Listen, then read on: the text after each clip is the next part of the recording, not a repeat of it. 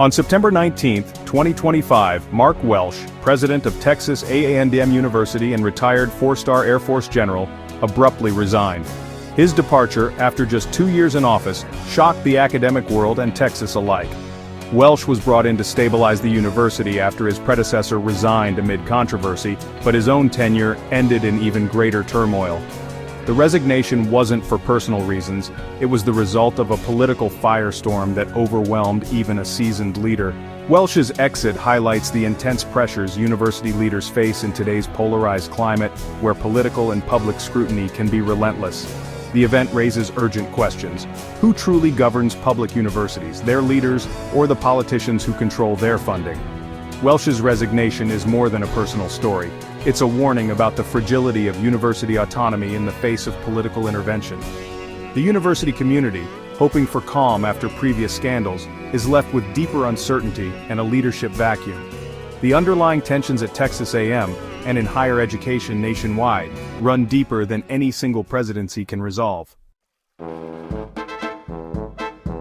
The crisis began in a children's literature class, when a student recorded a heated exchange with Professor Melissa McCool over discussions of gender identity. The student claimed the curriculum violated their religious beliefs and possibly federal law. The video, posted by Texas State Rep. Brian Harrison, quickly went viral, sparking outrage and calls for investigation. Suddenly, a private classroom moment became a national flashpoint, framed as evidence of gender ideology at a public university. The video's impact was immediate. Millions of views, thousands of comments, and a flood of demands for action. For some, the student was a hero. For others, the professor became a symbol of academic freedom under attack. The university, caught off guard, was forced to respond to a narrative spiraling out of its control. A small spark in a classroom had ignited a political firestorm. The student's complaint centered on a presidential executive order recognizing only 2 sexes and banning federal funds for gender ideology. By invoking federal policy, the student escalated the issue from a classroom dispute to a national controversy. Texas Governor Greg Abbott demanded the professor's firing, while the U.S. Department of Justice announced a review. The university was squeezed between state and federal scrutiny, with President Welsh under immense pressure. Legal experts argued the executive order didn't apply to classroom discussion, but public opinion was already set. The debate over academic freedom versus political oversight was lost in the noise. The dominant narrative, a public university was using taxpayer money to teach illegal content. Welsh faced an impossible choice: defend his faculty or appease powerful politicians. The stakes for university governance had never been higher. Under intense pressure, President Welsh acted swiftly. He fired Professor McCool and demoted 2 senior academic officials, citing failure to follow course guidelines. Welsh framed the move as academic accountability, not political surrender.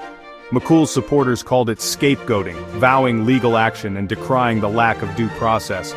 The demotion sent a chilling message: faculty and administrators alike could be punished for controversy. Fear and distrust spread across campus as professors wondered if their own courses might be next. Welsh's actions may have appeased politicians temporarily, but they shattered trust within the university. The fallout set the stage for his own resignation. The firings and Welsh's resignation ignited a fierce debate over academic freedom and political control.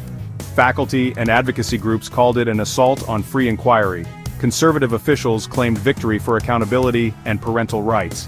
Governor Abbott insisted universities must reflect community values, while critics warned of political censorship. Welsh's attempt to find middle ground satisfied no one, alienating faculty and failing to shield him from political fallout. The episode is a warning. A single classroom incident, amplified by social media and politics, can threaten university autonomy and leadership.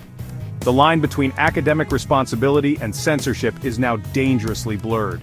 Universities nationwide must grapple with protecting academic freedom in a hostile political climate. Welsh's resignation is a stark sign of the challenges facing higher education today.